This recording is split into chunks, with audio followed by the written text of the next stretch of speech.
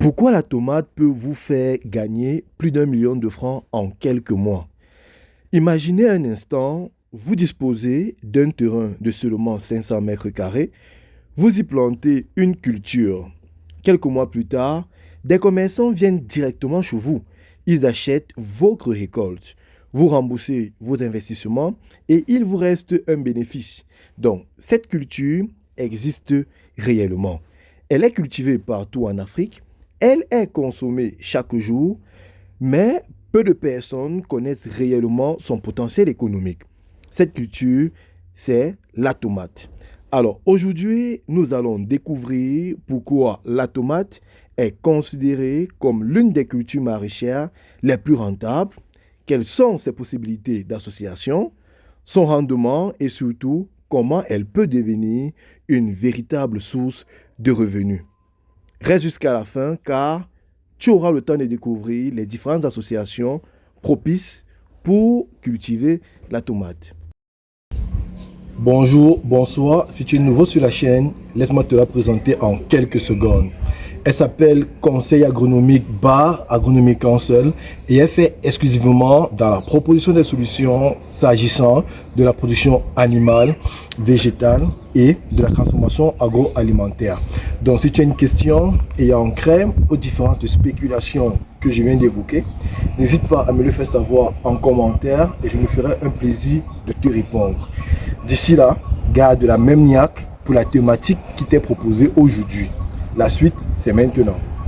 Pourquoi la tomate peut vous faire gagner plus d'1 million de francs seulement en quelques mois?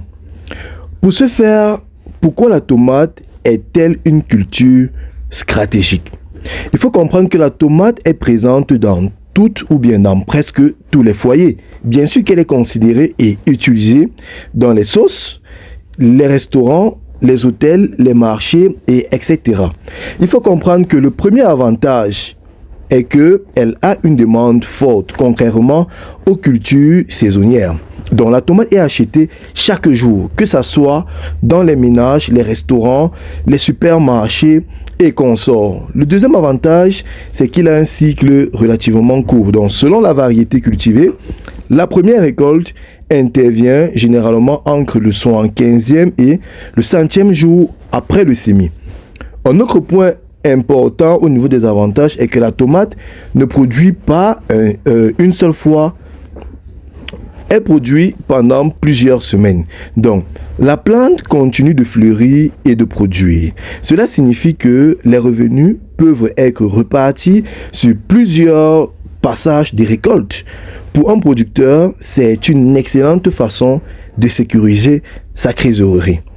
Si il faut parler argent, vu que c'est ce qui nous intéresse, vous voyez que beaucoup pensent uniquement au rendement. Donc, les grands producteurs regardent surtout au niveau de la rentabilité. Et si nous prenons un exemple s'agissant de ça, disons simplement que sur un hectare bien conduit, les rendements peuvent varier entre 25 et voire 60 tonnes en fonction de la variété. Donc, si le kilogramme, prenons un exemple, est vendu à 300, une récolte de 30 tonnes représente un chiffre d'affaires brut d'environ 9 millions. Alors, lorsque le prix atteint 500, pendant que les périodes de forte demande, le chiffre d'affaires peut atteindre les 15 millions pour la même production. Donc, bien entendu, ces montants ne correspondent pas aux bénéfices. Il faut en déduire, bien sûr, les coûts de production, parlant des semences, la main-d'œuvre, le transport, et j'en passe. Bien sûr, je l'ai mentionné plus haut, les différentes associations possibles avec la tomate. Bien sûr que la tomate peut s'associer avec la laitue, avec bien sûr les oignons et même les carottes. Donc, vous voyez que elle a, ce